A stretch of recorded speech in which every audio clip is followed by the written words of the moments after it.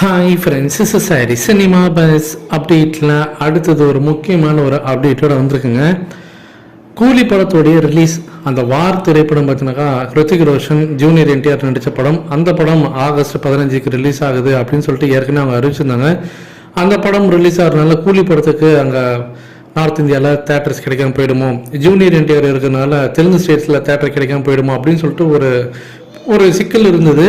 இது சம்மந்தமாக அந்த ப்ரொடக்ஷன் டீம் கிட்ட சன் பிக்சர்ஸும் பேசியிருக்காங்க. ஸோ ரெண்டு பேரும் கிளாஷ் ஆகாமல் தவிர்க்கிறது எப்படி, ஏன்னா ரெண்டுமே பேன் இந்தியா படம்ன்றதுனால கிளாஷ் ஆகாமல் தவிர்க்கிறது எப்படி, யார் படத்தை முன்னாடி ரிலீஸ் பண்ணலாம், யார் படத்தை பின்னாடி ரிலீஸ் பண்ணலாம் அப்படின்றத பற்றி அவங்க ஒரு டிஸ்கஷன் பண்ணியிருக்காங்க. அதில் ஒரு உடன்பாடு 8 இருக்குது. ஸோ அதில் ஒரு நல்ல முடிவு வெட்டியிருக்காங்க ரெண்டு பேருமே. ஸோ இதனால அந்த கிளாஷ் தவிர்க்கப்படும்.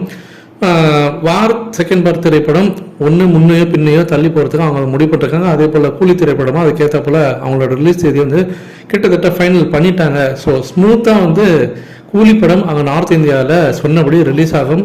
அதே போல் ஆந்திரா ஸ்டேட்லையும் சொன்னபடி எந்த ஒரு கிளாஷ் இல்லாமல் இந்த படம் ரிலீஸ் ஆக போகுது. ஒரு சோலோ ரிலீஸாக தான் கூலி திரைப்படம் இருக்க போகுது.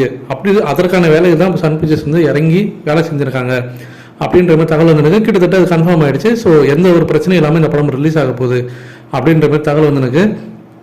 அடுத்தது இந்த படத்தோடைய போஸ்ட் ப்ரொடக்ஷன் பண்ணி நான் ஏற்கனவே சொன்னதான் ரொம்ப தீவிரமாக இறங்கி வேலை செஞ்சுருக்காங்க. ஷூட்டிங் முடிச்சாச்சு. ஸோ போஸ்ட் ப்ரொடக்ஷன் பண்ணி தரமாக செய்யணும், ஆனால் அதே சமயம் கொஞ்சம் குயிக்காகவும் செய்யணும் அப்படின்றதுலாம் அவங்க இறங்கி வேலை செய்கிறாங்க. லோகேஷ் கனகராஜுக்கு டெட்லைன் கொடுத்து அவங்க பார்த்தீங்கன்னா இப்போ இந்த போஸ்ட் ப்ரொடக்ஷன் பண்ணி முடக்கி விட்டுருக்காங்க. அது இல்லாமல் ஒரு தனி டீம் அதை சூப்பர்வைசிங் பண்ணுறதுக்கு, அந்த குவாலிட்டி எப்படி இருக்குது, படத்தோடைய ஒவ்வொரு சீன்ஸும் பார்த்தீங்கன்னா அவங்க எடிட் பண்ணி முடிச்சுன்னா அது எப்படி இருக்குது, கரெக்டாக இருக்கா, அதில் ஏதாவது தவறு இருக்கா அப்படின்னு பார்க்குறதுக்கு தனியாகவே ஒரு டீம் லோகேஷ் கனகராஜுக்கு தனியாக கொடுத்துருக்காங்களாம்.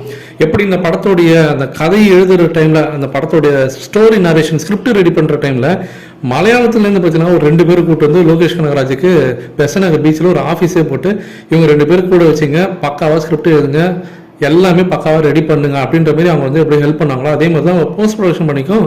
இப்போ லோகேஷ் கனகராஜுக்கு அவங்க கூட இருந்து எல்லாமே பக்காவாக ரெடி பண்ணுறாங்க. லோகேஷ் கனகராஜுக்கு ஒரு திருப்தின்னு கூட சொல்லலாம் இதனால. ஸோ படம் வேற லெவலில் வரப்போகுது அப்படின்றதான் நான் சொல்லுவேன். இதை பற்றி உங்களுடைய கருத்துக்கள் என்ன அப்படின்றது கீழே சொல்லுங்க ஃப்ரெண்ட்ஸ்.